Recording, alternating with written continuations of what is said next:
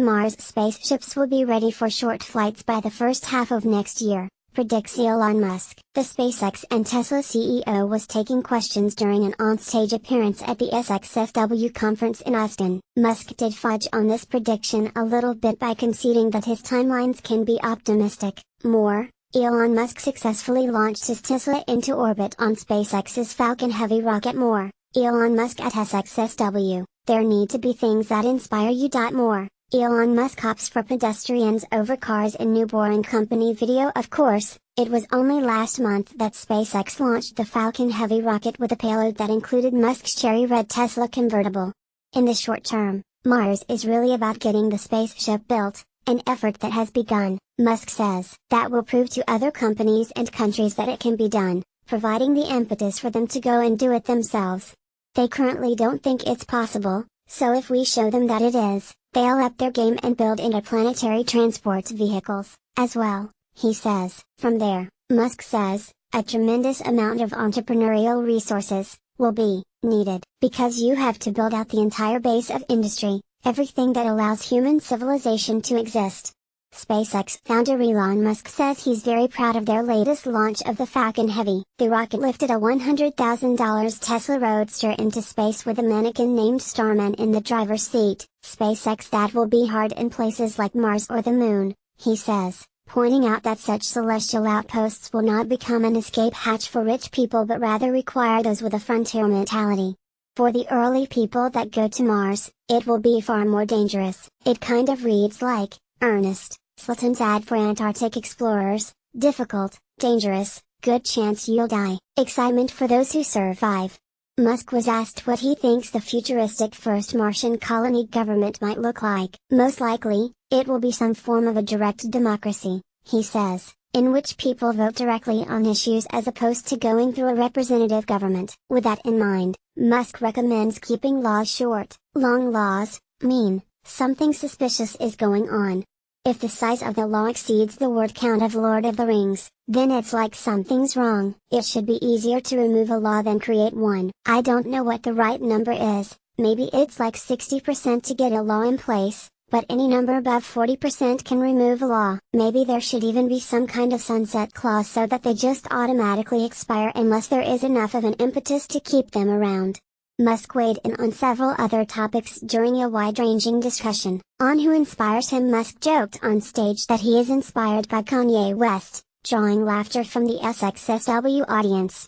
He then mentioned Fred Astaire. You should see my dance moves, he quipped. How he approaches business. Musk says he doesn't rank business or financial opportunities so much as see things that don't seem to be working that are important for our life and for the future to be good. If you were to do a risk-adjusted rate of return estimate on various industry opportunities, I would put building rockets and cars pretty much at the bottom of the list. They would have to be the dumbest things to do. In the case of SpaceX, I just kept wondering why we were not making progress towards sending people to Mars. Why we didn't have a base on the Moon. Where are the space hotels that were promised in 2001, A Space Odyssey, the movie? It just wasn't happening. Year after year, it was getting me down. The genesis of SpaceX was not to create a company but really how do we get NASA's budget to be bigger. Meanwhile, in the history of the auto industry, the only two companies that never have gone bankrupt or were failing and got acquired are Ford and Tesla, Musk says. I gave basically both SpaceX and Tesla from the beginning probably less than 10% of being likely to succeed. He says he wouldn't even let friends invest in SpaceX in the early days because he figured they would lose their money. We almost did die at SpaceX, he recalls. Musk said he had about $180 million from PayPal and thought he could allocate half of that sum to SpaceX, Tesla and another of his companies, SolarCity. He eventually realized that he had to put pretty much all of his money in or the companies are going to die. That period around 2008 was a rough patch for Musk. He borrowed rent money from friends, had gotten divorced, SpaceX had the third consecutive failure of its Falcon rocket, and Tesla almost went bankrupt. We closed our financing 6 p.m. Christmas Eve 2008, the last hour of the last day that it was possible. His experience largely explains why others haven't followed his path. What's your pain threshold? He asked. SpaceX is A by the skin of its teeth. So is Tesla. If things had just gone a little bit the other way, both companies would be dead. Musk says for all the drama of SpaceX, Tesla is even more of a drama magnet.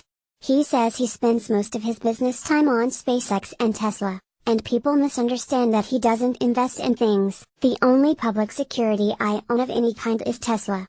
Falcon Heavy lifts off from Kennedy Space Center. Craig Bailey, Florida Today via USA Today Network. That kind of started more as a joke because I thought that would be a funny name for a company. After 4 or 5 years of begging people to build tunnels, and still no tunnels, it was like, okay, I'm going to build a tunnel.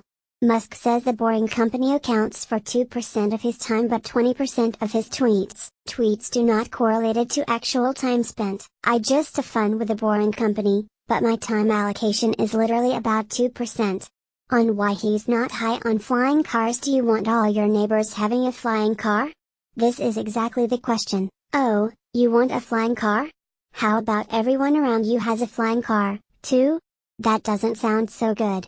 On why artificial intelligence is so scary. I'm very close to the cutting edge in AI, and it scares the hell out of me. It's capable of vastly more than almost anyone knows, and the rate of improvement is exponential. Musk believes that by the end of next year, self-driving will encompass all modes of driving and be at least 100% to 200% safer than a person. He says the National Highway Traffic Safety Administration did a study on Tesla's relatively primitive Autopilot 1 and found that it was a 45% reduction in highway accidents, and that's despite being version 1. But he says that we have to figure out some way to ensure that the advent of digital superintelligence is one that is symbiotic with humanity. That's the single biggest existential crisis that we face and the most pressing one. How do you deal with that crisis? Musk says he's not normally an advocate of regulation and oversight. This is a case where you have a very serious danger to the public, and therefore, needs to have a public body that has insight and oversight to confirm that everyone is developing AI safely. I think the danger of AI is much greater than the danger of nuclear warheads by a lot. Mark my words, AI is far more dangerous than nukes. If humanity collectively decides that creating digital superintelligence is the right move, then we should do so very, very carefully. This is the most important thing that we can possibly do. Email, ebay@usaday.com. Follow USA Today personal tech columnist on Twitter @ebay. Copyright 2017 usaday.com.